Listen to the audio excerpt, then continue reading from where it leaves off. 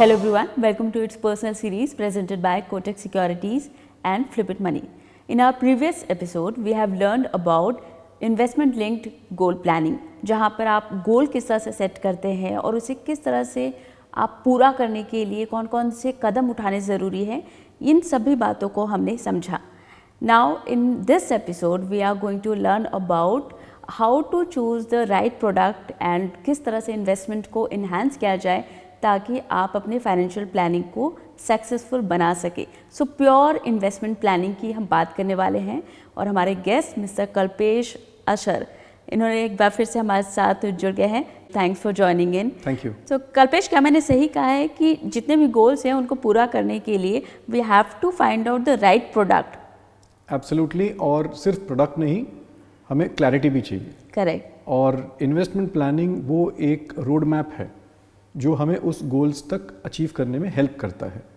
तो इसमें हम देखते हैं कि इन्वेस्टमेंट प्लानिंग के हम सारे जो बोलते हैं आर्म्स एंड एम्यूनिशन जो होते हैं वो तो इकट्ठा करते हैं कि हमें अपना गोल अचीव करना है, हमारा टारगेट, हमारा लक्ष्य हमें अचीव करना है. लेकिन हमें एक चीज़ का भी ध्यान रखना चाहिए जो इनफैक्ट हमारे इन्वेस्टमेंट लिंक्ड गोल प्लानिंग के साथ भी बहुत एक इम्पॉर्टेंट पहलू है, और वो है कि इन्फ्लेशन. और इन्फ्लेशन यानी कि महंगाई का जो दर है, हम उसे कैसे बीट कर सकते हैं. क्योंकि इन्फ्लेशन एक ऐसी चीज़ है जो ना देखते हुए हमारे रोज़मर्रा की ज़िंदगी में हमारे फाइनेंसेस को बहुत अफेक्ट करती है. बिल्कुल. और वो तो एक अलग सा सब्जेक्ट है, लेकिन हम इन्फ्लेशन को कैसे बीट करें और हमारे गोल्स को कैसे अचीव करें, that is important. So coming back to investment planning की जो प्रोसेस है उसको हम 3 हिस्सों में डिवाइड कर सकते हैं. First is asset allocation. Okay. Second is diversification, and third is product selection. So, as we say in financial planning, कि asset allocation और diversification में there is a very thin line. Okay. Okay. And many people tend to get confused as to whether they are doing asset allocation or whether they are doing diversification. Okay. So let me first explain what is asset allocation. So when you do asset allocation, as the name suggests, कि हम अलग अलग assets में हम अपना investments allocate करते हैं. Assets यानी asset class. सबको ये समझना ज़रूरी है कि हम asset class में invest कर रहे हैं, यानी कि हम equities में कितना पैसा allocate कर रहे हैं, हम fixed income में कितना allocate कर रहे हैं, हम real estate में कितना allocate कर रहे हैं, गोल्ड में कितना एलोकेट कर रहे हैं, and so on and so fourth. ये हो गए अलग अलग असेट क्लासेस.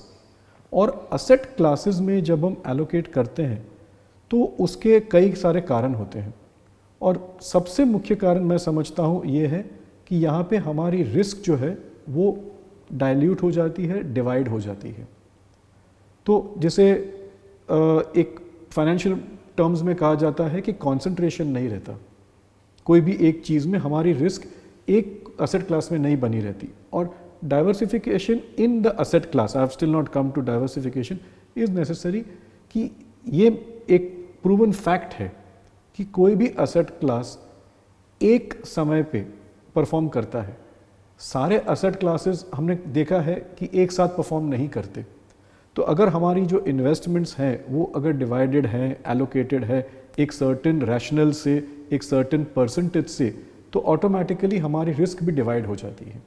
तो मान लीजिए कि ऐसा दौर है जब इक्विटीज सही नहीं चल रहे, और बहुत सारे हमने ऐसे इंस्टेंसेस देखे when equities are under performing, market is bearish and you hear all those terms and conditions, that time you will automatically see something like a gold is performing. You will see fixed income in many times performing at that time and vice versa. तो मान लीजिए जब equity markets are booming और पिछले साल हम लोग ने देखा कि gold was not performing at all, so that immediately shows that a risk is diversified. And जो एक सिंपल टर्म्स में कहा जाए कि हम सीखते हैं कि don't put all your eggs in one basket. कितनी टाइम सुनी होगी ये बात, लेकिन ये बात का एक बहुत इंपॉर्टेंस है कि अपना सारा जो रिस्क है, अपना सारा जो निवेश है, सब कुछ एक में मत डालिए. क्योंकि अगर वो असेट क्लास कहीं गिर पड़ा और जिसके ऊपर हमारी कोई कंट्रोल नहीं है, आज कोई भी एक्सपर्ट कहता है कि मुझे एक असेट क्लास के ऊपर कंट्रोल है या मास्टर हूँ मैं, आई थिंक वो गलत बता रहा है. क्योंकि आज इतने सारे फैक्टर्स हैं जो प्ले करते हैं एक असेट क्लास के ऊपर। हमारा एक रिस्पॉन्सिबिलिटी है कि हम अपनी रिस्क कैसे संभालें, और उसका एक सही तरीका है असेट एलोकेशन। और असेट एलोकेशन भी एक इम्पॉर्टेंट पहलू है हमारे गोल्स अचीव करने में। जैसे मैंने पिछले एपिसोड में समझाया था कि मान लीजिए कोई असेट क्लास आपको एक गोल की तरफ लेके जा रहा है, that asset class has to be put in perspective of achieving only that goal. Your lifestyle has to move on a certain way. Everything cannot be diverted towards that. Correct. So your financial planning has to be done in such a way that asset allocation is done in tune with the goal planning as well. So everything, if you now see, has got joining the dots. Yes. Correct. So that is where asset allocation across asset classes is very, very necessary. Okay. Now we go on to diversification. अब diversification में लोगों को लगता है कि मैंने diversify किया मतलब मैंने अपना पैसा फैला दिया है. Yeah. Okay, good. He's right. He's diversifying. But the question to be asked here is he diversifying among asset classes or is he diversifying in the same asset class? बहुत important है ये.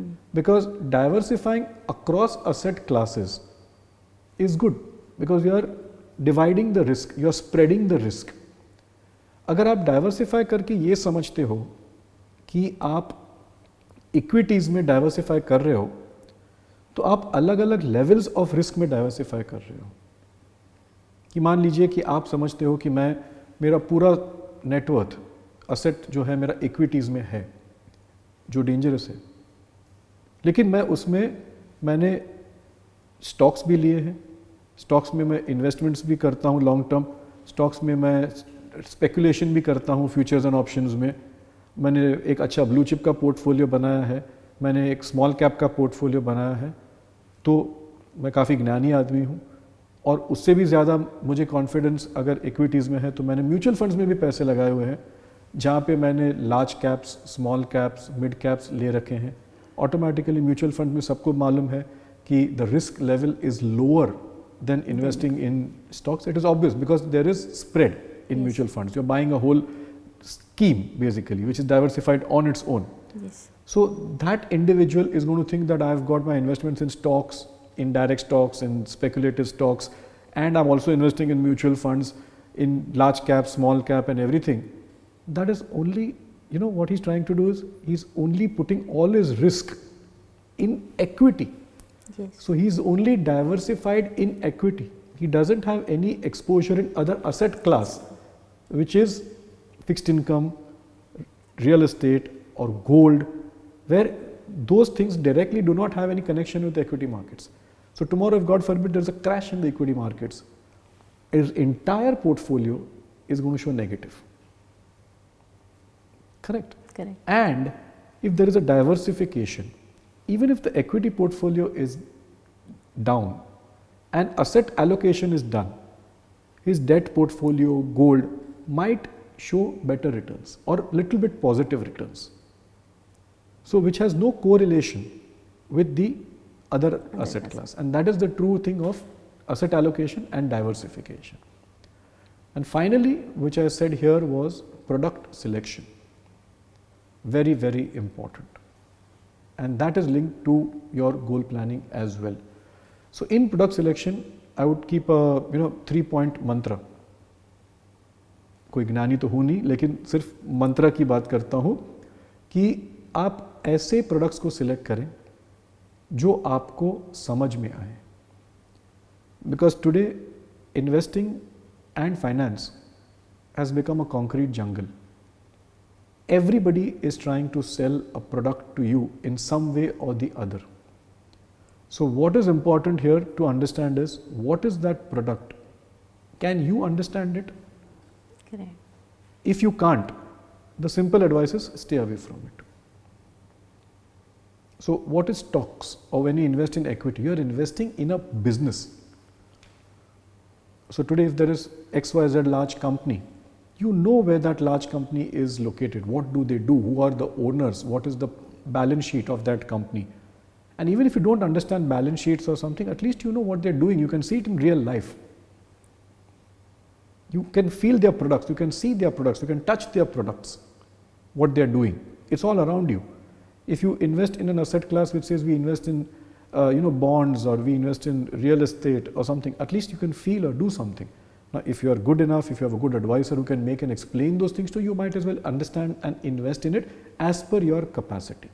If you can't, hire an advisor. That's the second point. And if you want, you have to diversify, and nobody is equipped to understand everything.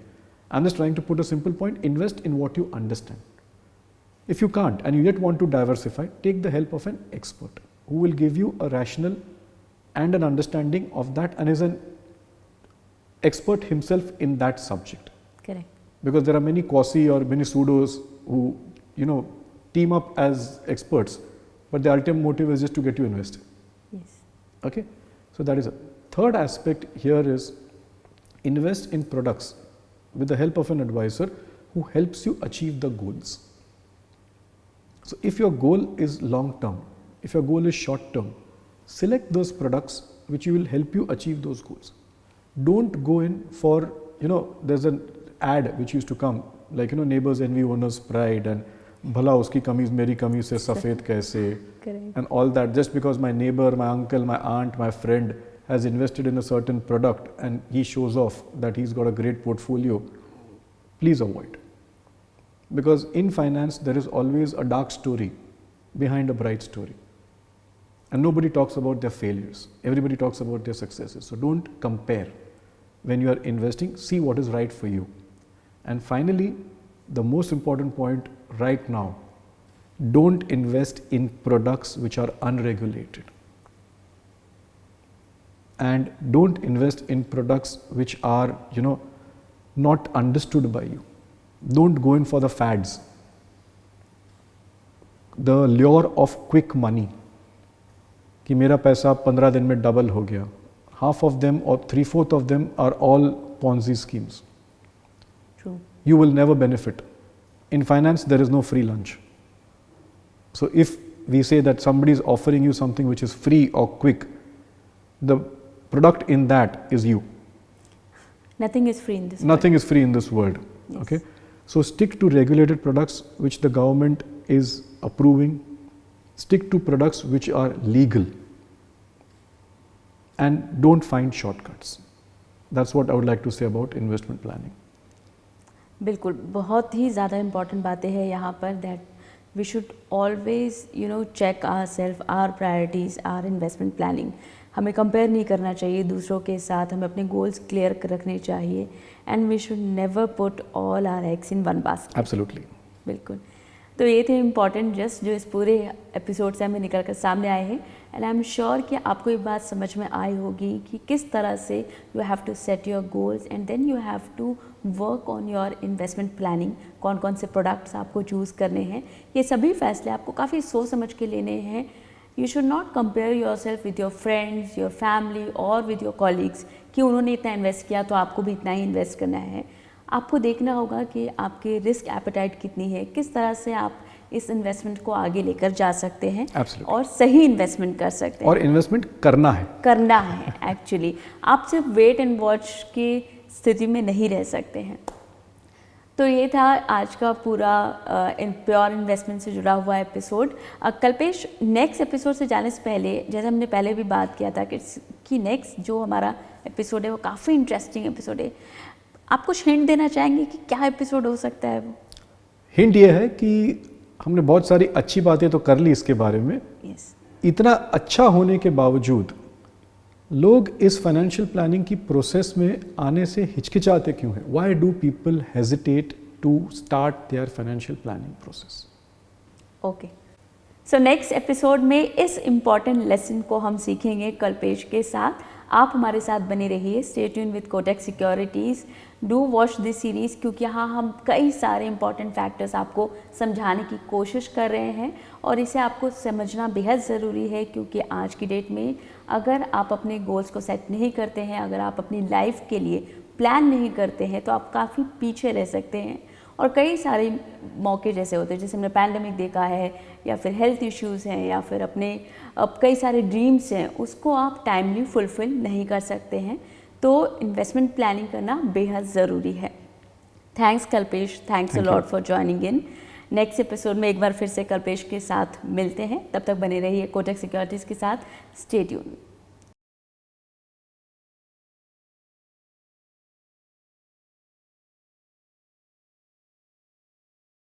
Investments in securities market are subject to market risks. Read all the related documents carefully before investing.